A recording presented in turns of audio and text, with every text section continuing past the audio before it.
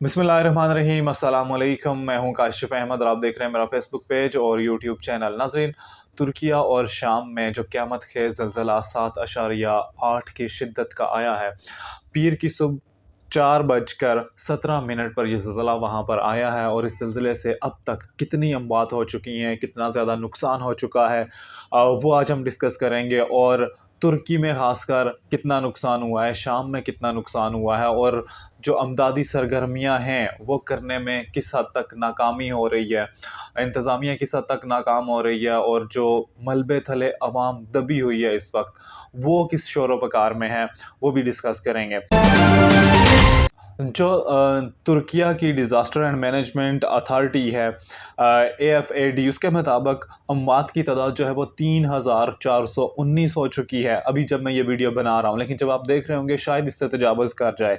और अथॉरिटी का ये कहना है कि ज़लज़ले के बाद अब तक 285 आफ्टर शॉक्स आ चुके हैं, जिसके नतीजे में 5,775 इमारतें तबाह हो चुकी हैं, जबकि ज़ख्मियों की तादाद 285 है। तुर्किया के डिज़ास्टर मैनेजमेंट एजेंसी ने कहा है कि 13,000 सर्च एंड रेस्क्यू एहलकार तैनात किए गए हैं और मुतासरा इलाकों में 41,000 खेमे, 1,000 बिस्तर और 3 लाख कंबल रवाना किए जा चुके हैं। इससे कबल तुर्किया में साल 1999 में महलक तरीन ज़लज़ला आया था, जिससे 17,000 अफराद जो है वो हलाक हो चुके थे।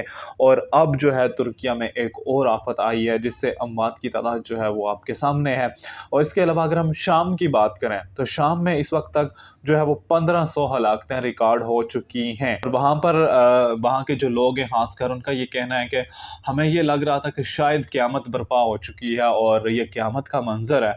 और वैसे भी जब ज़लज़ला होता है, क्योंकि ज़लज़ला हमने अपनी आंखों से भी देखा है, जो 2005 में हमारे पास हुआ है, हमने उसको अपनी आंखों से देखा। उसके बाद हमें पता है कि भाई जब ज़लज़ला होता है तो उस वक्त क्या कुछ रुझानात होते हैं, क्या कुछ फीलिंग्स होती हैं, कितना इंसान डरा हुआ होता है। तो इस वक्त लोग वहाँ पे अपने घरों के अंदर जाने को तैयार नहीं है, जिनके घर सही सलामत हैं वो भी अपने घर जाने को तैयार नहीं है। और कई लोग जो हैं वो मलबे तले अभी तक दबे हुए हैं। और मलबे तले दबे हुए हैं उसका ये है कि वहाँ पर जो तुर्की की हुकूमत है उसने कहा है कि भाई जो आम लोग हैं वो मोबाइल कम इस्तेमाल करें, जो कि ताकि जो मुतासरीन हैं उनसे राब्ते में दुश्वारी पेश ना आए। तो अभी तक कुछ जो इतलात आई हैं कि कुछ लोग राब्ते में थे, लेकिन अब वो राब्ते में नहीं हैं। इसी तरह से जो जेलें वगैरह थी, जो दौलत इस्लामिया के लोग थे, उनके कहा ही जाता है कि 20 अफराद जो है वो वहाँ से निकल कर इस ज़लज़ले की वजह से जब वो इमारतें गिरी तो वो फ़रार हो चुके हैं, बाकी कुछ वहाँ पर दब भी गए हैं। तो अभी जो हम ये कह सकते हैं कि वहाँ का ये कहा जा रहा है कि जो अमवात की तादाद है वो 20,000 तक हो सकती है।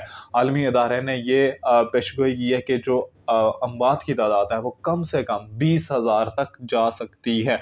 तो बड़े पैमाने पर एक तबाही है। इससे इंडिया से भी टीमें जा चुकी हैं और इसके अलावा जो बाकी ममालिक हैं सोवियत यूनियन के, उधर से भी इमदादी टीमें आ चुकी हैं, पाकिस्तान से भी इमदादी टीम रवाना हो चुकी है।